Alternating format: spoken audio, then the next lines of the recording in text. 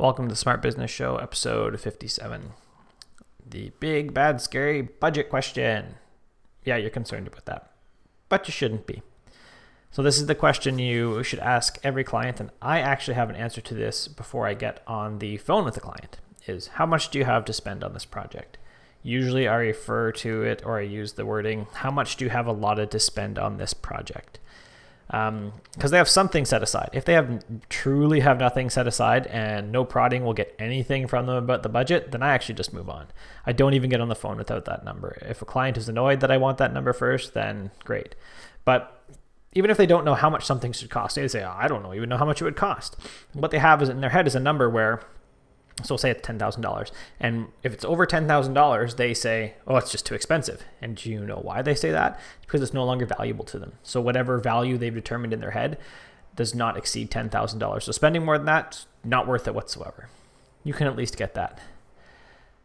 Now, you shouldn't be afraid of this question because real business owners talk about budget. They have a plan for their finances and they really talk about this.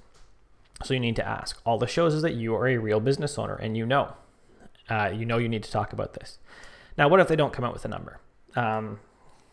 If they don't come out with a number, then you need to at least get a range. So something I'll often say is, if they say, well, I don't know. And I said, okay, well, does $5,000 sound expensive? What about $10,000? What about $15,000? What sounds expensive? And at some point, as you increase, by 3,000 or by 5,000, they'll go, oh, that sounds expensive. And again, that's the point where the value equation switches in their mind, where they go from saying, this is a good project to, oh, that's too expensive. I can't do this.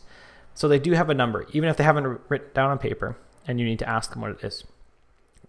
I do not get on the phone with someone unless I have their budget. The times I have, and I actually did once in the last year, it was totally my fault. The budget was nowhere near what we needed. It was like, once I actually sent a proposal, I actually went and sent the whole proposal out to them and everything, and I came back, and I think it was like a $16,000 proposal, and they said, there's no way the site only makes $2,000 a year. And I said, that's entirely my fault. I should have asked.